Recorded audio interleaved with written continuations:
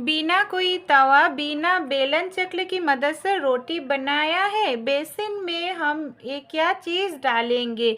ऐसे ही कुछ छोटे छोटे टिप्स शेयर करूँगी फ्रेंड, जो टिप्स हमारे डेली लाइफ को और भी ज़्यादा आसान बना देगा। तो चलिए टिप्स हम देख लेते हैं। पहला जो टिप्स है, कई बार क्या होता है, हम जब भी रोटी बनाने जाते हैं हाथों की मदद से आटे को गूंथते हैं ना, हमारा हाथों में कट जाते हैं, खून निकलते हैं, कई बार तो दर्द भी होता है। तो बिना हाथ लगाए एक ग्रेटर की मदद से आटे को इस तरह से गूंथ सकते हैं। कई बार गर्म पानी से आटे अगर हम गूंथेंगे ना तो कुछ समय वेट करना पड़ता है ठंडा होने के लिए। इस तरह से आप एक ग्रेटर के हैंडल को गोल गोल घुमाएंगे आटे के, तो आटा जो है ना रोटी बनाने के लिए एकदम से सॉफ्ट बनकर तैयार हो जाएगा। हाथ लगाने की भी ज़रूरत नहीं पड़ेगा। देख सकते हैं इतना आसानी से हमारा रोटी बनाने के लिए सॉफ्ट आटा बनकर तैयार हो गया है। तो ये छोटा सा टिप्स आप भी अप्लाई कर सकते हैं। इस तरह से अगर आटा गूँथेंगे ना तो कम मेहनत लगेगा और आपका रोटी एकदम से सॉफ्ट बनेगा। देखिए कितना आसानी से हमारा रोटी का लेची तैयार हो गया है। अगला टिप्स देख लेते हैं। केले तो हम सभी लोग ही खाते हैं, लेकिन मार्केट से हम जब भी केले लेकर आते हैं ना, गर्मियों में एक दिन अगर घर पर रहते हैं, देखा जाता है केला का जो छिलका है ना एकदम से काला पड़ जाते हैं। और छोटे बच्चे लोग काला जो केला हो जाते हैं छिलके, वो केला एकदम खाने पसंद नहीं करते हैं। तो किस तरह से हम केले को रखेंगे छिलका कभी भी काला नहीं पड़ेगा। इसके लिए आप ले लीजिए एक बर्तन, कोई भी बर्तन आप ले सकते हैं। क्या करेंगे, बर्तन में पानी डाल देंगे। पानी डालने के बाद अगर हम इस पानी में केले का जो सामने वाला हिस्सा है ना, बोटा है, बोटे को इस तरह से पानी में डुबो कर रखेंगे तो क्या होगा, हमारा जो केले है ना ये खराब नहीं होगा, छिलके भी काला नहीं पड़ेगा। इस तरह से आप 4-5 दिन केले को घर में स्टोर करके रख सकते हैं। फ्रिज में केले कभी भी ना रखें, केले के जो छिलका है और भी ज़्यादा काला पड़ जाते हैं। तो टिप्स अच्छे लगे तो आप भी अप्लाई करके देखिएगा। अगला टिप्स देख लेते हैं। बिना बेलन चकले की मदद से ही हम एक जो थाली होते हैं और एक ग्लास की मदद से रोटी बना सकते हैं। कई बार होते हैं हमारे छोटे बच्चे लोग जब भी हॉस्टल में रहते हैं, वहाँ पर तो सब चीज़ उसको अवेलेबल नहीं होता है। तो इस तरह से एक थाली और एक ग्लास की मदद से देखिए कितना आसानी से हम रोटी बेल सकते हैं। इस तरह से ग्लास को रख कर अगर हम जो रोटी के लेची है ना, इस तरह से जिस तरह से हम बेलन चकला में बेलते हैं उसी तरह से आसानी से हम बेल पाएंगे। तो इस तरह से आप भी इमरजेंसी टाइम में रोटी बना सकते हैं। रोटी भी आपका परफेक्ट शेप में बन जाएगा, गोल हो जाएगा। देख सकते हैं मैं थोड़ा सा भी हिस्सा स्किप करके नहीं दिखा रही हूँ। तो ये टिप्स आप भी अप्लाई कीजिएगा। तो जब भी आपके घर में बेलन चकला नहीं हो या बेलन चकला पानी की मदद से क्लीन कर दिया है, एकदम से भीगा है, इस तरीक़े से भी आप रोटी बना सकते हैं। एकदम से बढ़िया तरीके से गोल रोटी बनकर तैयार हो जाएगा। तो चलिए अगला नेक्स्ट टिप देख लेते हैं। हमारे किचन में जो इस तरह का हम रुमाल यूज़ करते हैं ना हाथ को पोंछने के लिए, कई बार होता है किसी भी हैंग में इस तरह से हैंग करके रखते हैं, बार बार हाथ पोंछने के टाइम गिर जाते हैं। इसके लिए क्या करना होगा, हमारे जो इस तरह का रुमाल होता है या हमारे जो किचन एरिया में हम तवाले यूज़ करते हैं ना, पहले इस तरह से फोल्ड करके लेंगे ट्रायंगल शेप में।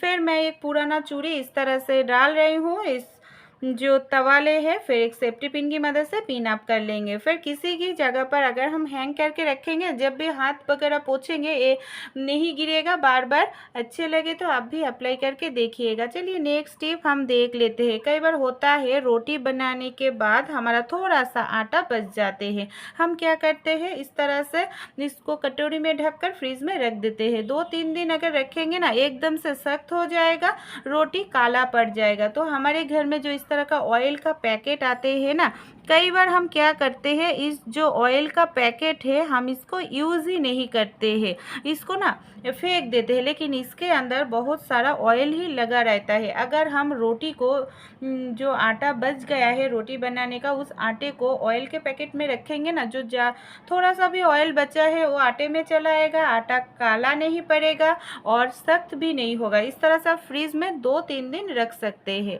अगला टिप्स हम देख लेते हैं। मैंने यहाँ पर ले लिया है एक बर्तन कटोरी के अंदर थोड़ा सा डाल रही हूँ हल्दी पाउडर, जो खाने में हम यूज़ करते हैं।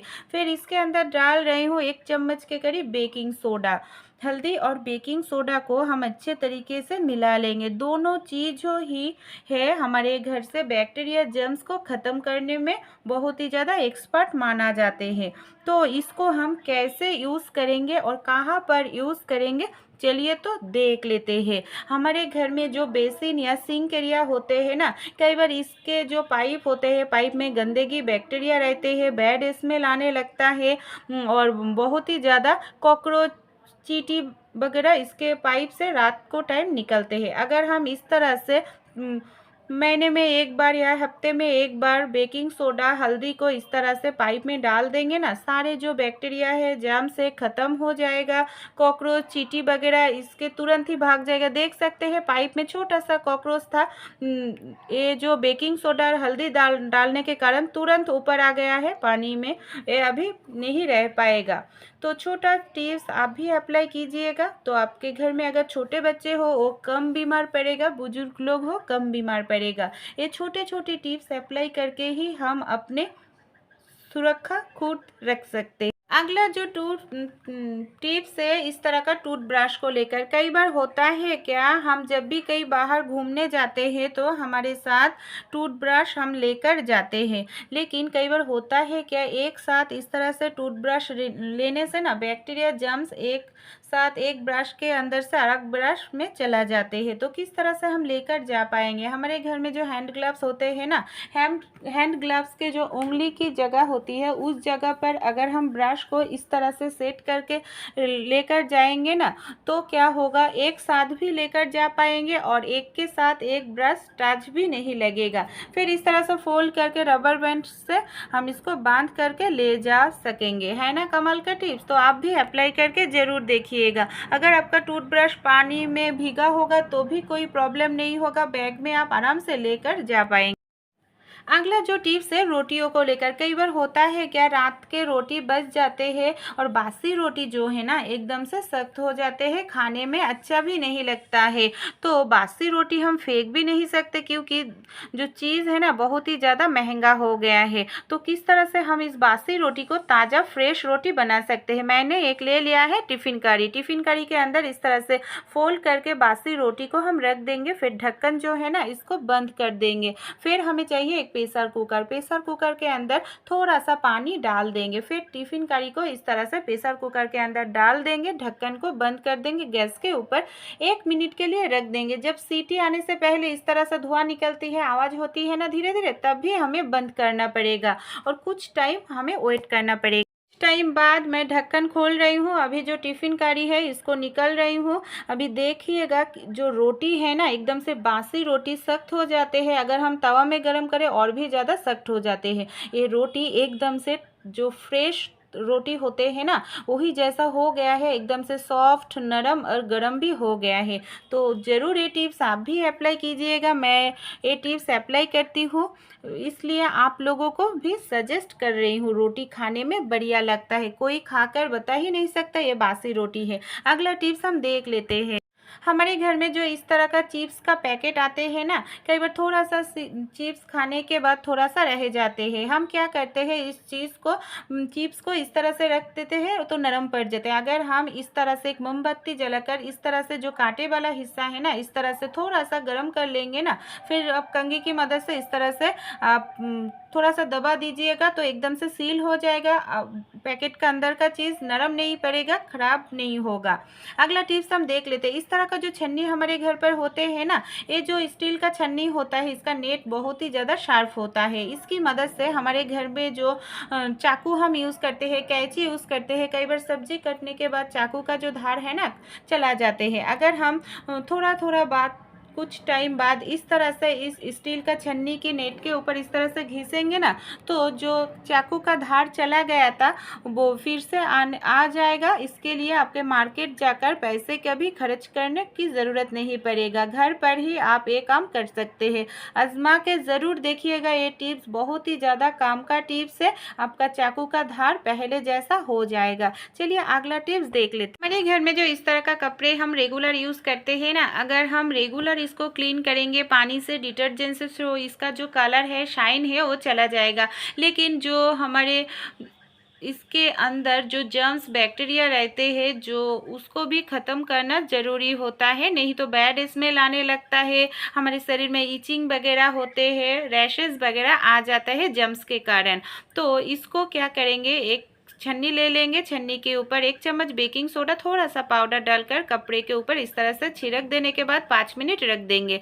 फिर एक मोजे मैंने हाथों में इस तरह से लगा दिया है, मोजे की मदद से इसको इस तरह से क्लीन कर लेंगे। सारे जो बैक्टीरिया है, जर्म्स है, या जो पसीना के बदबू है, वो एकदम से चला जाएगा। फिर मैं इसके अंदर ले रही हूँ एक पानी का बोतल। इसको क्या करेंगे, इस्त्री खराब हो जाए तो आप एक ठंडा पानी के बोतल लेकर इस तरह से कपड़े में अगर प्रेस करेंगे ना, तो कपड़े में जो सिलबट्टे हैं वो ख़त्म हो जाएगा। फिर आप कपड़े को इस तरह से हवा में रख दीजिए 5 मिनट के लिए, सारे बैक्टीरिया जर्म्स चला जाएगा, कपड़े एकदम से आपका क्लीन हो जाएगा।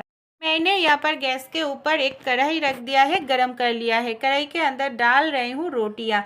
जब भी हम नए नए गृहस्थी बचाते हैं ना, कई बार होता है सब चीज़ हम खरीद कर नहीं उठ पाते हैं, तो इस तरह से आप एक कढ़ाई की मदद से रोटी आसानी से बना सकते हैं। सिर्फ रोटी ही नहीं, और ये जो रोटी बनकर तैयार हो जाएगा ना, एकदम से तवा पर जो रोटी हम बनाते हैं उसी तरह से रोटी हमारा बनकर तैयार हो जाएगा। पुराना दिन में माँ दादियाँ इस तरह से ही देखा जाते थे, कढ़ाई में रोटी बनाते थे, जो रोटी बढ़िया सॉफ्ट बनकर तैयार होते थे, खाने में भी अच्छा लगते थे। देखिए रोटी जो है ना, कितना सुंदर फुली फुली होकर तैयार हो रहा है। तो ये टिप्स आप भी अप्लाई कर सकते हैं, नहीं तो इस तरह से आप बनाकर भी रोटी को सेक सकते हैं गैस के ऊपर। तो अच्छे लगे तो ज़रूर ये टिप्स आप भी अप्लाई करके देखिएगा। उम्मीद करती हूँ आपको भी बहुत ही अच्छा रिजल्ट मिलेगा।